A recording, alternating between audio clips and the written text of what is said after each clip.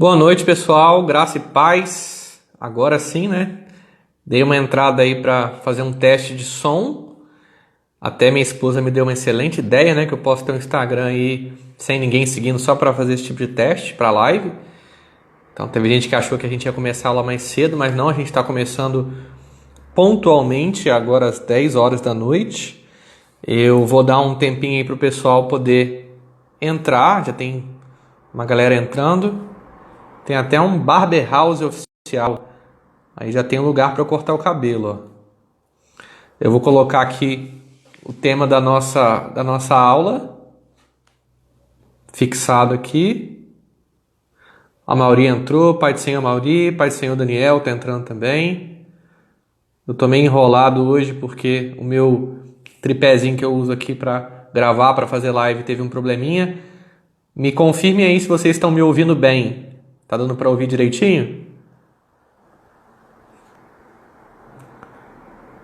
Eu tô usando um microfonezinho de lapela. E aí eu não consigo ouvir o que eu falo.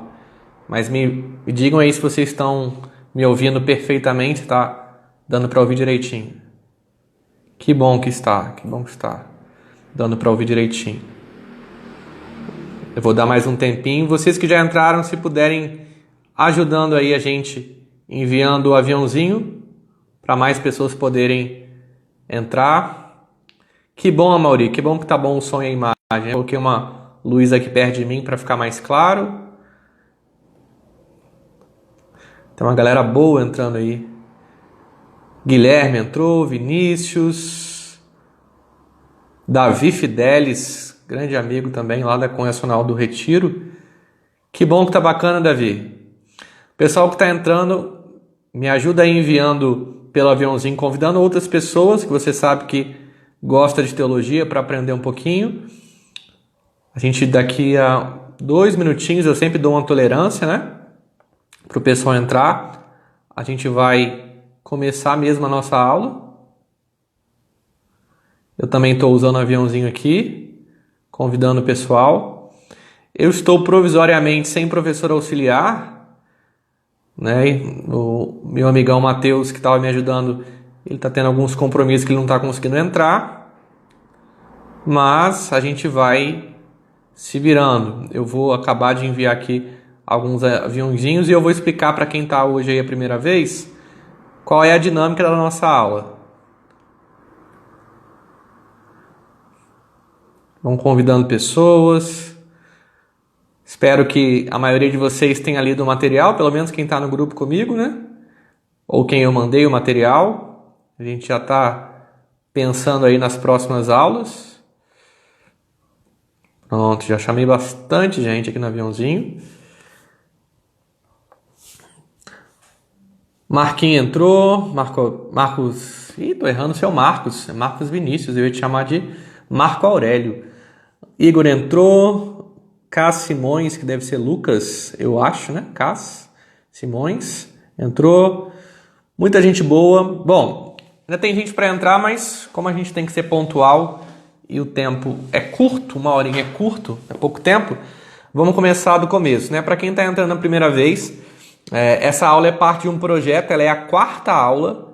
É a 4ª, gente, ou é a 3ª? Agora eu me embolei, se é a 4ª ou a 3ª aula. O pessoal que está no grupo comigo desde o começo, Vinícius, me fala se me ajuda a lembrar se é a 4ª ou se é a 3ª aula.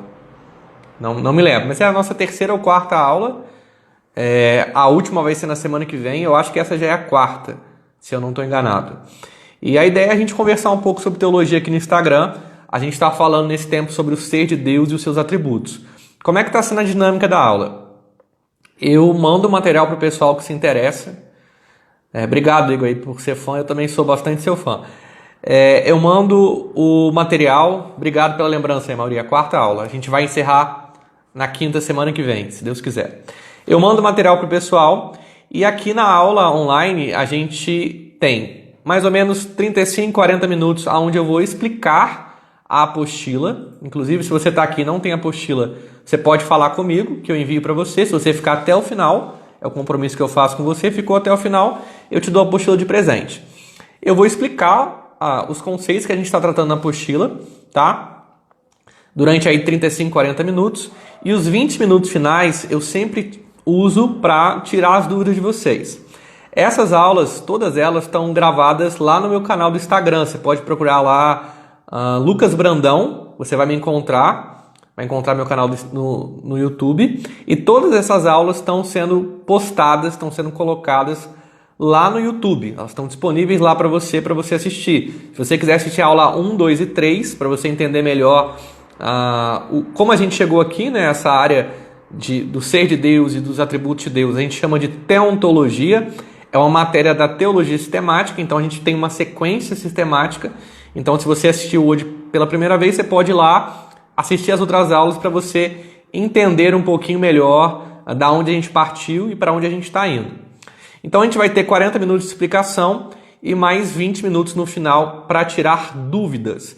Então, vocês podem enviar as perguntas de vocês aí por meio de comentário aqui na live, que no finalzinho eu vou dar atenção. Vocês vão perceber o seguinte: tirando esses primeiros minutos, onde eu estou interagindo um pouquinho com vocês, né, agora entrou meu amigo Edilúcio Júnior, no decorrer da explicação eu vou me concentrar em explicar para vocês o conteúdo. É difícil eu dividir a atenção. Então, se você mandar uma pergunta, uma dúvida, se você fizer algum comentário e eu não responder, é porque provavelmente eu vou responder no final. Então, as aulas estão lá no YouTube, no meu canal. Depois, se você não achar, você me fala que eu te mando o link. Você vai encontrar aqui no meu Instagram também vídeos que são complementares às aulas. A gente está colocando toda semana aqui o Momento Teologia. Tem o primeiro, que está no meu IGTV, que eu falo sobre antropopatia, antropomorfismo e teofania. Hoje vai sair um outro sobre soberania de Deus. O que significa Deus ser soberano? Tudo isso é complementar, tá, gente? Então você pode acompanhar os vídeos aqui no IGTV e também lá no YouTube. E agora eu tô com um podcast lá no Spotify. Você pode procurar lá Pastor Lucas Brandão. E toda semana também vai ter um conteúdo lá, seja uma palavra devocional, seja um conteúdo teológico. Bom, na aula passada nós conversamos um pouquinho sobre os atributos de natureza moral de Deus. Nós falamos sobre santidade, a santidade de Deus, o que significa Deus ser santo, o fato de que a santidade é, na verdade, a essência de Deus, é o que o separa das criaturas, né? Deus é totalmente santo, tanto num caráter moral, no sentido de que ele não peca, ele não erra, quanto também num quesito ontológico. A sua natureza ela é santa, ele é de um nível diferenciado do homem. Nós falamos também sobre a justiça de Deus e a retidão de Deus. Falamos um pouquinho sobre a ira do Senhor, o que isso significa. Você pode conferir lá na aula, no vídeo da aula. E sobre a veracidade de Deus, o fato de que Deus é verdadeiro. Hoje a gente vai falar sobre os atributos de natureza emocional. Então você que está aí, começou a assistir agora, presta bastante atenção, envia a live para quem você puder, para que mais pessoas possam com a gente aprender. Eu vou tentar no final esclarecer as dúvidas. Bom, a gente está fazendo então um estudo de maneira sistemática. A gente começou falando sobre o ser de Deus. O que caracteriza Deus como Deus e o que Deus é, como é que a gente pode descrever a Deus. Isso a gente falou na primeira aula, quando a gente falou um pouquinho sobre o ser de Deus. A gente mostrou que o ser de Deus ele é totalmente diferente do homem, que Deus não tem forma, entre outras coisas, que ele é espírito, que ele é incomparável, que ele é imutável.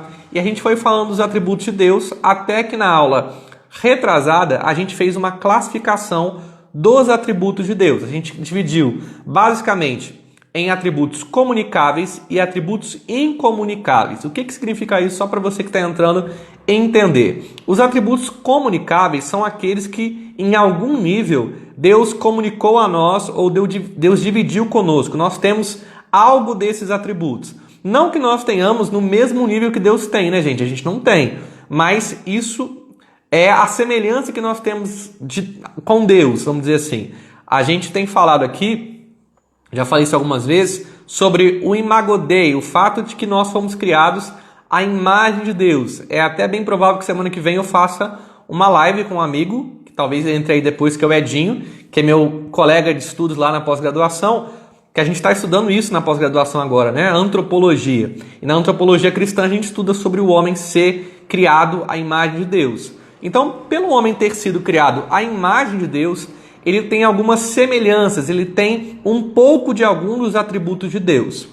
E além dessa divisão entre atributos comunicáveis e incomunicáveis, eu mostrei para vocês também algumas outras divisões.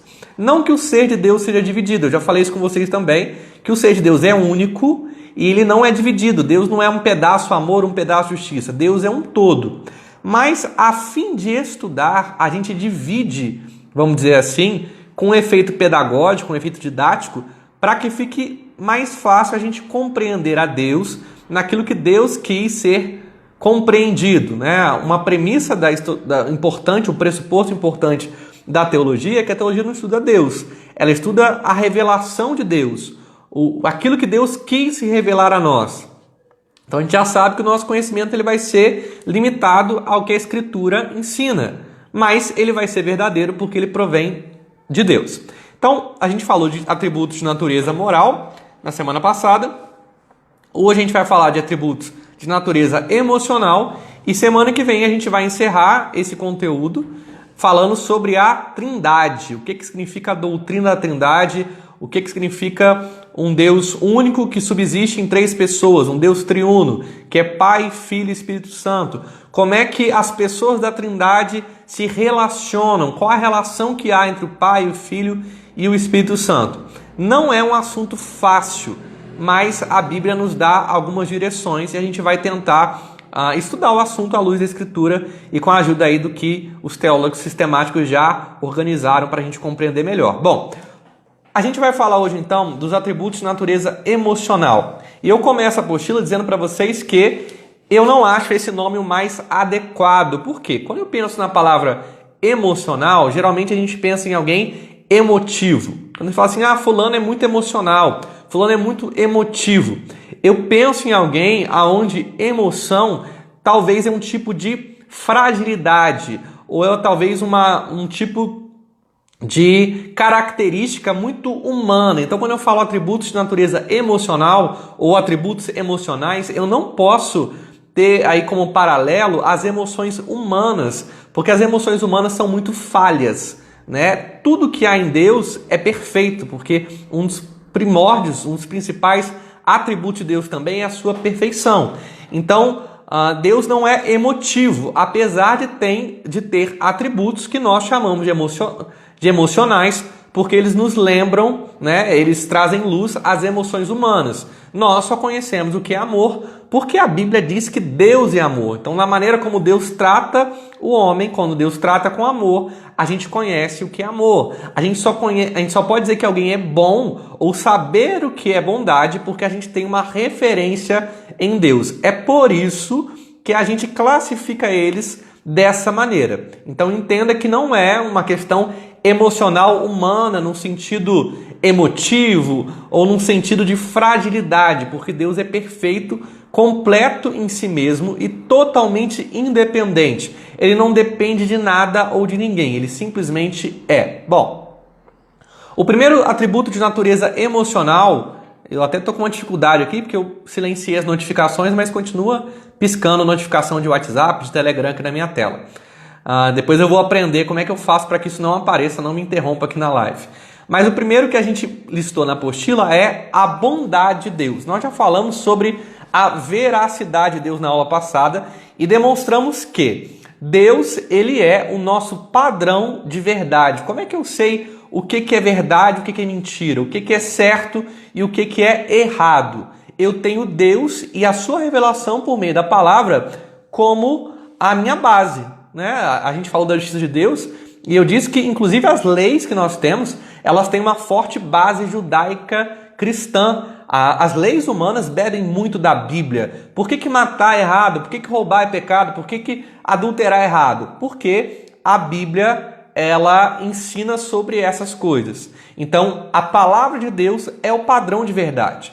Da mesma maneira como Deus é o padrão de verdade, ele também é o padrão de bondade, né? Como é que eu posso saber o que é bom? Nós só podemos saber o que é bom conhecendo a Deus e extraindo da sua natureza o conceito de bondade. O próprio Jesus afirma em Lucas 18:19 o seguinte: ninguém é bom senão um, que é Deus. Romanos 3 vai dizer que não há um justo, nenhum sequer, ninguém que entenda, ninguém que busque a Deus. Então vai dizer que nenhum homem é bom. Então onde que eu posso tirar padrão de bondade? Como é que eu posso saber o que significa ser bom? Olhando para Deus por meio da sua revelação na Escritura. Então Deus, ele é o nosso padrão de bondade, ele é o nosso padrão de verdade, ele é o nosso padrão de moralidade, né? Os salmos afirmam constantemente a bondade de Deus. Salmo 34, verso 8 diz: ó, provai e vede que o Senhor é bom. E como é que essa bondade ela vai se revelar? A gente vai falar de outros atributos que destrincham melhor. Quando a gente vai falar do amor, o amor é um elemento da bondade de Deus. A gente vai falar da graça, a graça é um elemento da bondade de Deus. Então a gente vai esmiuçar essa ideia de bondade. Eu vi que o Igor mandou uma pergunta, no final eu vou responder. Né? Salmo 25:8 diz: bom e reto é o Senhor, por isso aponta o caminho aos pecadores. Salmo 86:5: pois tu, Senhor, és bom e compassivo, abundante em benignidade para com todos os que te invocam. Porque o Senhor é bom e a sua misericórdia dura para sempre, diz o Salmo 100, verso 5. Então a Bíblia toda ela vai remeter que Deus é bom, e sendo bom, e sendo perfeito, e sendo imutável, e sendo incomparável, Deus é o nosso padrão de bondade. Se eu quero ser alguém bom, eu preciso olhar para o Senhor, clamar pela graça, pela misericórdia, pela ação de Deus, e pedir que Deus me ajude a ser mais semelhante a Ele. Né? Quando a gente fala do Imago Dei, da imagem do homem ter sido criado à imagem e à semelhança de Deus, isso era perfeito, no sentido que o homem era plenamente a imagem de Deus antes do pecado. Quando o pecado ele entra na humanidade, o homem ele vai de mal a pior se distanciando dessa imagem de Deus. Por quê? Porque o homem se encontra morto em delitos e pecados e ele, como a Bíblia diz, o mundo jaz no maligno. Então o homem sem Deus, ele acaba estando muito distante dessa imagem de Deus. Por conta disso também, pelo fato de Deus ser bom, tudo o que Deus faz é bom, né? E aí entra uma característica de Deus. Eu já falei disso numa aula. O único que é criador é Deus. Por quê? Porque Deus cria a partir do nada. Ele diz algo e aquele algo vem à existência. O homem não cria nada. O homem ele usa aquilo que Deus criou e transforma em alguma coisa. Mas quem criou a terra e tudo que nela há? Quem criou os recursos naturais? Quem criou a natureza? Deus. Então Deus é o único de fato criador e tudo que Deus criou é bom. A gente vê isso lá em Gênesis, quando ele tem o relato da criação por Moisés, e no final da criação Deus olha para tudo e vê que tudo que ele fez é bom. Ah, pastor, mas Deus criou tudo bom, mas hoje tudo é bom? Na verdade, tudo que Deus criou continua sendo bom. O que acaba sendo mal é o uso que o homem faz disso, né? E o homem se tornou mal por conta do pecado ter entrado no mundo. Deus, então, ele é a fonte de todo bem. Tiago 1,17 diz: toda boa dádiva e todo dom perfeito são lá do alto, descendo do Pai das luzes, em quem não pode existir variação ou sombra de mudança. Eu amo esse versículo porque, além de falar da bondade de Deus, de que tudo que é bom vem de Deus, ele fala que em Deus não há variação ou sombra de mudança. Né? O homem não pode fazer coisa boa nenhuma. João 15 diz que o homem não pode coisa alguma se ele não for ajudado por Deus. Né? Jesus diz: sem mim vocês nada podem fazer. Salmo 145, 9 diz que o Senhor é bom para todos e as suas ternas misericórdias permeiam todas as suas obras. Né? E Jesus diz que o nosso Pai Celeste faz nascer o seu sol sobre maus e bons e vir chuvas sobre justos e injustos. A gente vai falar mais disso na frente. É o que a gente chama de graça comum. É a bondade de Deus revelada, inclusive, para aqueles que não temem a Deus, inclusive para aqueles que estão em estado de condenação. Para quem está com a apostila ou quem quer receber, você vai ver lá várias outras referências bíblicas que apontam para esse atributo, que é o atributo da bondade de Deus. Né? Tudo que Deus faz é bom, todas as obras de Deus são boas, tudo que Deus se relaciona conosco é bom. E porque nós fomos criados à imagem de Deus, nós também temos uma noção interior do que é bom e do que seja mal. Porém, isso está um pouco corrompido. A gente sabe o que é bom, mas sem Deus eu não consigo fazer aquilo que é bom. Eu sei o que é mal, mas sem a ajuda de Deus eu não consigo me afastar daquilo que é mal. Essa noção interior do que é bom e do que é mal é inclusive um dos argumentos que a gente viu que prova a existência de Deus, né? O ser humano ele carrega em si um senso moral, que é, vamos dizer assim, uma digital, uma marca que o nosso Criador deixou em nós quando nos fez. Eu gosto muito quando Gruden diz que Deus ele é o próprio padrão de bondade. Então, o que é bom? Bom é aquilo que Deus aprova. Então, o que é fazer o bem? Fazer o bem, então, é fazer o que Deus aprova. E Deus manda a gente fazer o bem a todos, inclusive para aqueles que nos odeiam. E eu resumo com um trecho do Gruden onde ele diz o seguinte sobre a bondade de Deus. A bondade de Deus implica que Ele é o parâmetro definitivo do que é bom e que tudo que Deus faz é digno de aprovação. Então Deus é o nosso parâmetro definitivo. Eu quero saber se algo é bom, eu quero saber se algo é bem feito, eu quero saber se algo de fato é bondade. Deus é o meu parâmetro definitivo do que é bom. E tudo que Deus faz é bom. Nessa afirmação, vemos uma situação semelhante à que encontramos na definição de Deus como verdadeiro. Aqui, bom pode ser interpretado como digno de aprovação. Mas ainda falta responder a seguinte pergunta: aprovação de quem? Em certo sentido, podemos dizer que qualquer coisa que seja verdadeiramente boa deve ser digna da nossa aprovação. Mas, num sentido mais absoluto, não somos livres para decidir por conta própria o que é digno de aprovação e o que não é. E aí, a gente lança por terra uma ideia assim, a gente, como o Lulu Santos canta, né? Consideramos justas todas as formas de amor, não pode haver maldade no amor, independente de se é amor entre alguém do mesmo sexo, ou se é amor entre heterossexuais, se é um amor poligâmico. O amor é bom por si só. Não, a gente não tem condição de decidir por conta própria o que é digno de aprovação ou o que não é. Em última análise, portanto, o ser e os atos de Deus são perfeitamente dignos da sua própria aprovação. Então, muitas coisas que a sociedade julga como boas são reprovadas por Deus, porque não são vividas à maneira que Deus espera ou à maneira que Deus determinou. O outro atributo emocional de Deus é o amor. E eu até falei de um livro ótimo sobre esse assunto, que é do D.A. Carson, que chama-se, eu nem trouxe ele para mostrar aqui para vocês, não está perto de mim, chama-se A Difícil Doutrina do Amor de Deus.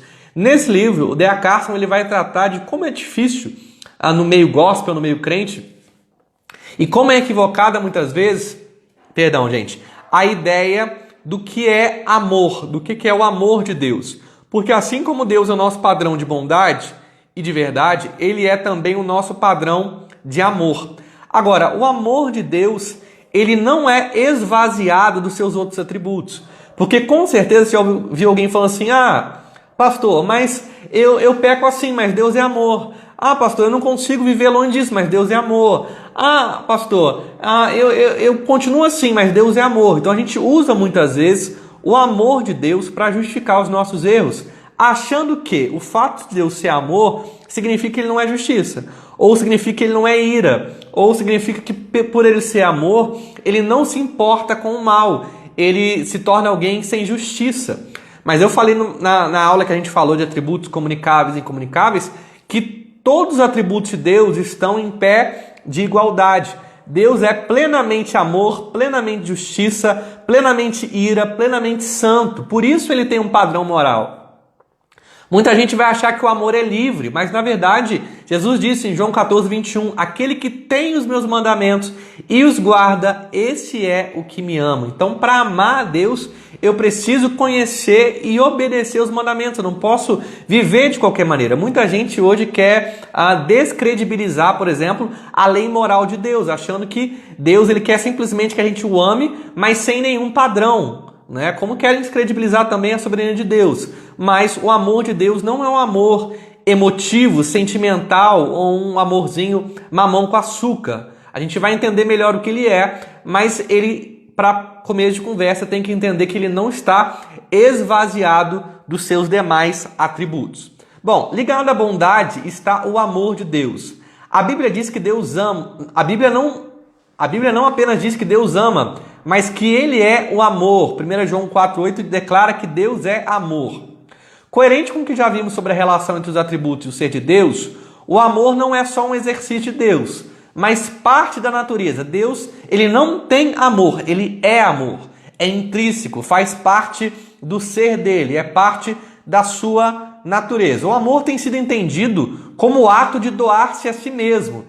João diz em 1 João 4, 9, 10 o seguinte: nisso se manifestou o amor de Deus em nós, em haver Deus enviado o seu Filho unigênito ao mundo para vivermos por meio dele. Nisso consiste o amor, não em que nós tenhamos amado a Deus, mas em que Ele nos amou e enviou o seu Filho como propiciação pelos nossos pecados. Então a gente vê a característica de doação de Deus. Deus demonstra o seu amor entregando o seu único Filho para todo aquele que nele crê não pereça, mas tenha a vida eterna. O conhecido texto de João 3,16 é o que eu citei, João 3,16 diz: Deus amou o mundo de tal maneira que deu o seu Filho unigênito para que todo aquele que nele crê não pereça, mas tenha a vida eterna.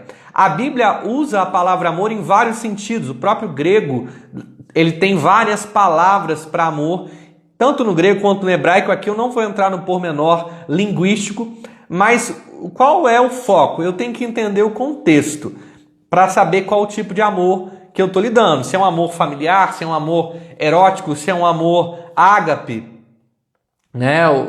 Eu preciso entender o contexto em que isso está inserido. Mas a gente define na teologia 3 vertentes do amor de Deus, 3 linhas. O primeiro é o amor ad intra. O que é isso? É o amor que Deus tem para consigo mesmo. O que significa isso? Deus, sendo amor, Ele ama a si mesmo porque Ele é o seu bem último. A gente às vezes acha assim, não, Deus, Ele criou o homem porque Ele precisava ser amado. Ou Deus criou o homem porque Ele precisava ser adorado. Não, gente, tudo que Deus faz, Ele tem como finalidade última a sua própria glória. Então Deus tem um amor consigo mesmo. Ele tem um amor dele para Ele, vamos dizer assim. Aonde tudo que Ele faz tem como objetivo a sua própria glória. E a gente tem muitos textos que vão falar sobre isso, sobre as obras serem feitas por amor de si mesmo, por amor do seu próprio nome. Qual propósito maior Deus teria senão a sua própria exaltação? É por isso que nós temos que fazer tudo para a glória de Deus. Eu preciso entender também, na apostila está escrito isso, eu coloquei isso, que Deus não precisa ser humilde ou modesto, no sentido em que a gente pensa nesses termos. Porque esses termos se aplicam para nós que somos falhos e infinitos. Então, por que eu preciso ser humilde? Por que eu preciso ser modesto? Porque hoje eu sou bom, daqui a 5 minutos eu sou ruim.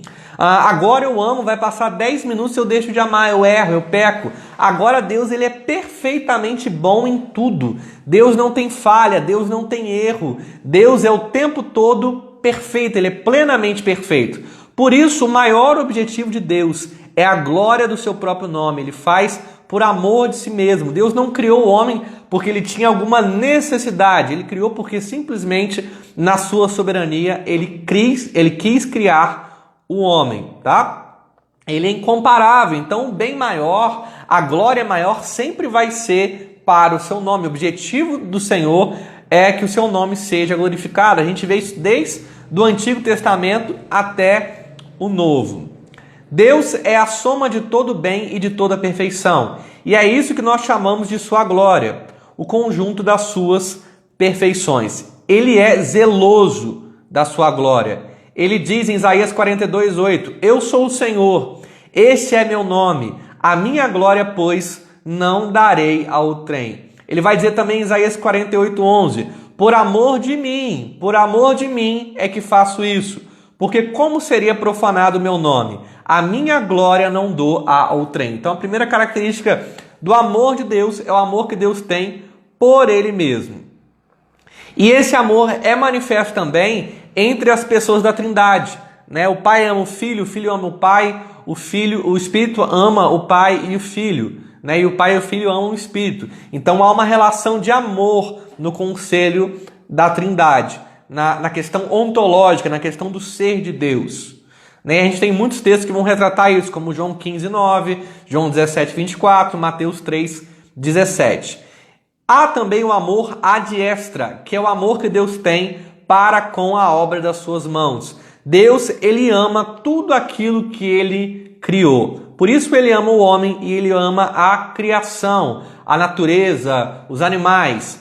O amor ad extra é a manifestação de amor exterior, isto é, voltado para fora de si mesmo. Deus, ele ama, ele se alegra, ele anseia pela sua obra. É o que nós lemos em texto como Salmo 134, verso 31, onde diz: a glória do Senhor seja para sempre, exulte o Senhor por suas obras. Em Gênesis 1:31, e viu Deus tudo quanto fizera, e eis que era muito bom. Então Deus ama a você como criatura, e ama também como filho, a gente vai falar do amor salvífico, e Deus ama tudo que ele criou, toda a obra da sua criação, porque tudo que Deus fez é bom e é perfeito.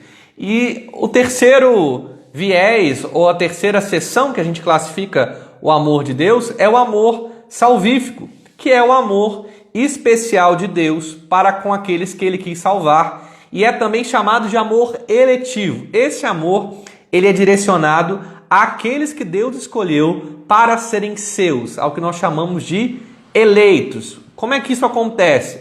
Dentre todos os homens que mereciam a perdição eterna, Deus quis salvar um certo número, elegendo-os para a vida eterna e enviando Cristo para morrer por eles e aplicando neles a obra regeneradora do Espírito Santo.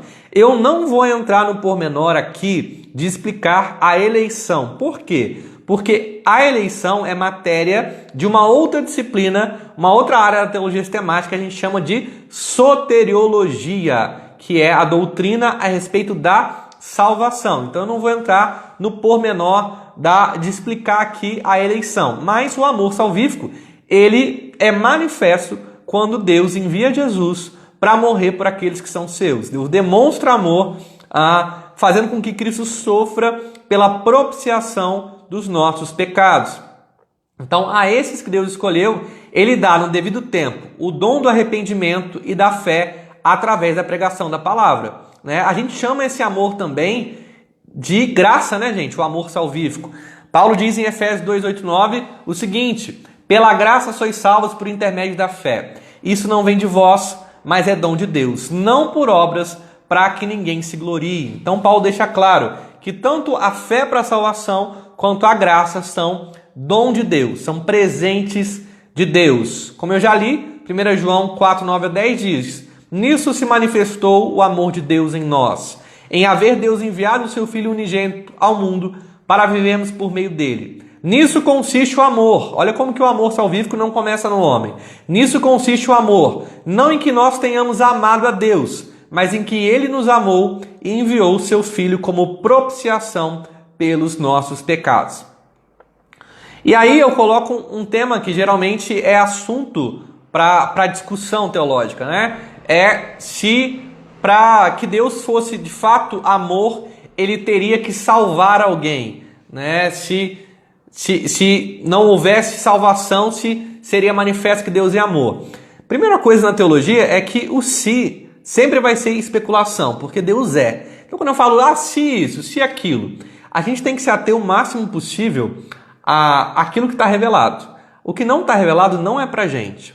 Mas não dá para compreender Deus sem salvação, porque ele se revelou como um Deus que é salvação. Então sim, eu creio que o amor para a salvação é parte elementar do próprio ser de Deus. E aí o Gruden diz o seguinte: dizer que Deus tem o amor como atributo é dizer que ele se doa eternamente aos outros. E lembrando você que você pode deixar a sua pergunta para no final, daqui a pouquinho eu vou ler as perguntas de vocês e vou tentar responder, tá? Quem ainda não mandou pergunta pode ficar à vontade para mandar. Essa definição interpreta o amor como uma doação de si mesmo, ou seja, Deus ele se doa, ele se entrega, ele abençoa o homem de si mesmo, não que haja merecimento. A gente vai falar daqui a pouco de graça. A graça é de fato o amor, a graça é o favor imerecido de Deus. Essa definição interpreta o amor como uma doação de si mesmo em benefício dos outros. Esse atributo de Deus mostra que faz parte da sua natureza doar-se a fim de distribuir bênção ou bem aos outros. João nos diz que Deus é amor, ou seja, Deus não tem amor. Ele é o próprio amor, né? E o amor existe desde os tempos eternos, muito antes da criação do homem. A Bíblia diz que o pai já amava o filho antes da fundação do mundo. Está lá em João 17, 24. O último tópico, o último atributo emocional que nós vamos conversar hoje, a gente tem algumas... Eu já disse para vocês nas outras aulas que o nome especificamente dos atributos, ou como eles são listados, né? Tem teólogo que vai dividir a justiça em justiça e retidão. Justiça no trato com os homens, retidão na relação de Deus consigo mesmo. A mesma coisa é graça, misericórdia e longanimidade. Alguns vão chamar longanimidade de paciência. Outros vão juntar tudo e colocar isso na conta da bondade de Deus ou na conta do amor de Deus. A bondade e o amor de Deus, eles podem também ser chamados de graça, misericórdia ou longanimidade. O que é a graça? A graça é o favor imerecido de Deus. A gente divide graça em dois elementos, graça comum e graça especial. A graça comum é o fato que Deus abençoa todos os homens, justos e injustos, salvos e ímpios. O sol nasce para todos. E a graça especial é a bênção da salvação que Deus dá para os seus eleitos. O homem não merece nada, por isso tudo é graça, inclusive a graça comum. O que é a misericórdia? É quando Deus nos dá uma punição menor pelo pecado. Então a gente merecia uma consequência desastrosa pelo pecado, a gente merecia a morte, a gente merecia sofrer muito, mas aí Deus ameniza a punição do pecado, Ele não deixa o pecado sem nenhuma punição, Ele ameniza em nós, né? Porque Cristo já sofreu pelo nosso pecado, e também se manifesta em quando Deus nos abençoa e cuida de nós, a misericórdia, nos momentos de aflição. A longanimidade significa que Deus é tardio para se irar. Então Deus, ele observa os nossos pecados, Ele observa as nossas falhas e Ele não nos pune de imediato. Ele nos dá oportunidade de mudança, Ele nos dá oportunidade de arrependimento. Ele nos toca com o Espírito Santo, Ele fala conosco por meio da palavra, Ele usa um homem de Deus para falar conosco. Isso é Deus usando de longanimidade. A gente vê isso muito claro quando Deus avisou diversas vezes ao povo que haveria um tempo de cativeiro se não houvesse arrependimento. Deus avisou dezenas de vezes, usou vários profetas para dizer, olha, vocês têm que se arrepender, que se vocês não se arrependerem, vocês vão ser punidos.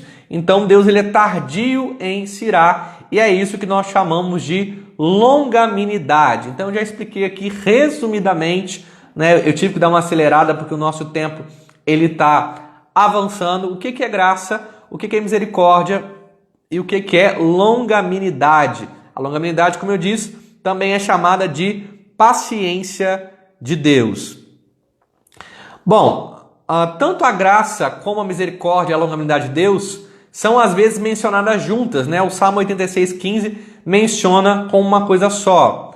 É porque Deus é misericordioso e longâmino que somos exortados a ser também como Ele. Por que Deus quer que eu seja misericordioso? Por que quer que eu seja paciente? Por que Ele quer me fazer mais paciente? Ele quer me fazer mais parecido com Ele. E aí eu concluo com um trecho também do Gruden, que eu coloquei aqui na apostila para quem está com a apostila aí, onde o Gruden resume isso tudo que eu falei no seguinte, ele diz aqui, a misericórdia, a paciência, que aqui ele chama de paciência, mas que eu usei o termo longanimidade, e a graça divinas podem ser tidas como três atributos separados ou como aspectos particulares da bondade de Deus.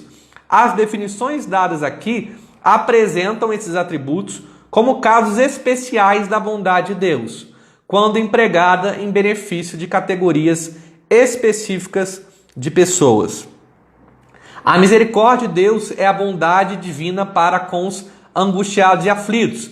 A graça de Deus é a bondade divina para com os que só merecem castigos, né? Romanos 6,23 diz que o salário do pecado é a morte, mas o dom gratuito de Deus é a vida eterna por meio de Cristo Jesus. E a paciência de Deus, ou a longanimidade de Deus, é a bondade divina em nos sustar ou em atrasar, né? Vamos usar um termo antropopático aqui, em atrasar a punição daqueles que persistem no pecado por determinado tempo. Para a gente pensar numa conclusão para isso, né? Em Lamentações 3, 22 e 23, nós lemos que as misericórdias do Senhor são a causa de nós não sermos consumidos, porque as suas misericórdias não têm fim, renovam-se a cada manhã. Se o Senhor nos tratasse segundo os nossos pecados merecem, quem subsistiria à sua presença? Como devemos ser gratos a Deus pela sua bondade, amor, misericórdia e longanimidade.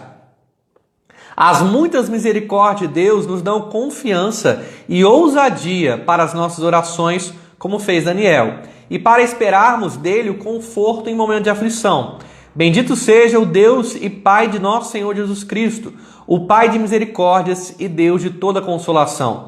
É Ele que nos conforta em toda a nossa tribulação, para podermos consolar os que estiverem em qualquer angústia, com a consolação com que nós mesmos somos contemplados por Deus. Deus usa de misericórdia e ordena-nos a fazer o mesmo. Então lá na apostila tem bastante referência bíblica para você ler e para você esmiuçar melhor o assunto. Aqui não dá tempo de eu ler todas, mas se você puder, por favor, leia. Agora eu vou tentar aqui subir. Eu devia ter pegado um pouquinho de água. Eu estou sem água aqui, a garganta está começando a falhar. Eu usei bastante a voz hoje, então a garganta está começando a falhar. Deixa eu ver aonde que começam as perguntas de vocês. Aqui, aula 4, pessoal me cumprimentando. Deixa eu ver qual é a primeira pergunta aqui. O Lucas me zoando que eu virei tiozão, não sei mexer no celular mais. A gente vai ficando para trás, né? Os mais novos vão passando a gente. O Igor disse que quer apostila. Só me mandar mensagem no WhatsApp, Igor, que eu te mando. O Igor disse, ele disse a Moisés, eu sou o que sou. Né? Esse é o nome Yahvé. Nós falamos sobre os nomes de Deus em uma das aulas. Tinha uma outra pergunta. Acho que o Igor tinha perguntado por que Jesus disse que ninguém é bom a não ser o Pai. Né? Naquele texto, Jesus estava encarnado, então ele estava esvaziado da sua glória e ele estava nos dando exemplo, apontando para a glória de Deus. Jesus fez muito isso no ministério. Ele não desejou ser servido, ele remetia toda a glória ao Pai. É por isso que ele diz que não há outro bom senão o Pai. Ali também está implícito um conceito trinitário, né? Porque ele e o Pai são bons. Então, quando Jesus diz que o Pai é bom, ele automaticamente está dizendo que ele é bom. Só que ele tinha esse cuidado, porque os judeus achavam uma blasfêmia ele dizer que ele era bom na mesma palavra, na mesma expressão que se usava isso para Deus. A Mauri perguntou o seguinte, para sermos imagodei, imagem e semelhança de Deus, é necessário termos os dois primeiros atributos bem a fundo em nossas vidas? Então, o que restaura essa imagem? Né? Quando o homem ele é alcançado pela graça divina, a obra salvífica ela é também regeneradora e é transformadora. Então, o crente, quando ele se converte, ele conhece o Senhor o resgata, o Espírito Santo ele manifesta no crente o fruto do Espírito, que está manifesto lá em Gálatas 5. E nesse momento, começa a ficar evidente, começa a ser restaurado a imagem de Deus em nós. Essa imagem ela só pode ser restaurada à medida que nós somos santificados, transformados pelo próprio Espírito Santo de Deus. Não há nenhuma atitude humana que eu possa tomar para ter a imagem de Deus. É uma obra de Deus que está inclusa dentro da obra da salvação. Tem como me explicar melhor essa parte de Deus nos amenizar o pecado? Paulo diz o seguinte, Deus não se deixa escarnecer. Está lá em Gálatas. Tudo que o homem plantar, certamente ele colherá. Ali, Paulo está dizendo o seguinte, Deus não se deixa zombar. Não adianta você achar que você pode pecar deliberadamente e que o pecado não vai ter nenhum tipo de punição ou de castigo. Vai ter. Só que qual é a punição que nós merecemos? A morte eterna. Deus age em misericórdia, nos dando como consequência, muitas vezes, a sua correção amorosa, que dói, né? Porque a tristeza em Deus opera arrependimento, a Bíblia diz isso. Então Deus não nos dá aquilo que nós merecemos. Aquilo que nós merecemos foi dado a Cristo na cruz. Então a misericórdia de Deus é Deus nos dando uma consequência muito menor do que nós merecemos. A misericórdia se manifesta também na longanimidade. Por que Deus não me pune de primeira? Porque Ele é misericordioso. A misericórdia de Deus também se mostra quando Deus ele vê um aflito e, vendo esse aflito, Ele o abençoa. Deixa eu ver se tem mais pergunta. Excelente aula, parabéns, fica com Deus. Obrigado, Daniel. Eu vi que o Matheus, professor, entrou aí também. Eu acho que eu já respondi as perguntas que vocês fizeram. Mas se vocês tiverem ainda mais alguma pergunta, ou se alguém fez alguma pergunta que eu não consegui acompanhar, vocês podem fazer as perguntas. Deixa eu ver se eu perdi pergunta de alguém. O Igor, eu já falei, ele falou sobre eu sou o que sou a Moisés. Tem uma aula que a gente fala sobre isso. Ele perguntou se Jesus falou o que significa, né? Jesus ter falado que bom era o Pai. Deixa eu ver se teve mais alguma pergunta aqui. Eu acho que não, gente. Eu acho que foi só isso. O Matheus perguntando, trocou o óculos? Troquei o óculos, cortei o cabelo e fiz a barba. Tudo semana passada. Quinta-feira cortei o cabelo, fiz a barba com Wesley Vinotti lá da igreja. E na sexta-feira peguei o óculos novo. Né? Agora eu estou enxergando melhor. Descobri que eu tinha 3,75 de miopia e eu estava um tempo já com grau 4,25. Então eu estava enxergando muito mal. Então troquei o óculos sim. Estava precisando já trocar. Já estava com a armação quebrada, já estava com a lente que estava muito aquém do meu grau. Mas eu vou fazer o seguinte, como a gente tem alguns minutos, se você tiver alguma outra pergunta no tema da aula, sobre bondade de Deus, sobre o amor de Deus, sobre a graça, a misericórdia e a paciência, você pode mandar, mas eu vou abrir também, vou ser ousado aqui, em abrir para saber se você tem alguma outra pergunta sobre teologia. Se você tiver, você que está online, você tem a liberdade aí para falar. Eu espero ter conseguido responder as perguntas aí que o pessoal enviou. Né? Eu vou estar abrindo para vocês também a oportunidade de vocês darem sugestões para as próximas aulas, para as próximas áreas da teologia que a gente vai abordar. Eu estou com um plano do próximo curso, nessa modalidade gratuita, a gente tratar sobre bibliologia, que é a doutrina da revelação, onde nós vamos aprender por que a Bíblia é a palavra de Deus, ou o que significa a Bíblia ser a palavra de Deus, a autoridade da Escritura, o cânon da Escritura. O Matheus colocou escatologia. Matheus, gostaria muito, mas escatologia é a sua área, amigo. Eu, infelizmente, não me considero apto ainda, ou não considero que eu tenha estudado o suficiente de escatologia para falar sobre o assunto. Eu conheço um pouco, na verdade conheço mais, sobre o amilenismo, que é a linha que eu creio. Né? Mas as outras eu preciso estudar um pouco mais. A Mauri colocou escatologia ou teologia sistemática. A gente já está estudando teologia sistemática, tá, Mauri? Essa matéria, por exemplo, é uma das matérias da teologia sistemática. A teologia sistemática ela vai pegar desde a bibliologia, o ser de Deus, o homem, o pecado, até a queda. Então ela pega a teologia que a gente encontra na Bíblia de Gênesis a Apocalipse. Então essa matéria, por exemplo, é teontologia. Bibliologia é outra matéria também da teologia sistemática. Enquanto vocês estão pensando em perguntas, eu vou fazer meu jabá. Lembrar você de se inscrever no meu canal no YouTube. Essa aula vai estar disponível lá. Lá você acha as outras 3 aulas. Lembrar você também de enviar o link do canal para alguém, de você entrar lá no IGTV e também no YouTube e assistir o nosso Momento Teologia, onde eu falo sobre os 3 elementos que Deus usou para se revelar. Eu falo sobre antropopatia, antropomorfismo e teofania. Se você não sabe ainda o que é isso, entra lá no IGTV ou no YouTube. E te convidar também, se você usa o Spotify, eu vou estar com um podcast lá. Estou até pensando se eu vou colocar aulas lá, como por exemplo, Pastor Lucas, coloca essa aula que você deu aqui lá no Spotify. Só áudio fica mais fácil da gente ouvir. Mas eu não sei muito se aula seria o intuito lá do Spotify. Algo muito longo. Eu acho que geralmente o que eu vejo o pessoal colocando no Spotify é algo mais objetivo. A gente vai abrir o grupo para outras pessoas, então você também já pode A Mauri já até tinha me falado que quer participar, quer entrar no grupo. Se você ainda não está no grupo, você é meu convidado para participar do próximo. Eu acho que esse assunto que a gente tratou hoje, ele não é fácil, mas ele é um pouco mais simples, né, do que os outros atributos.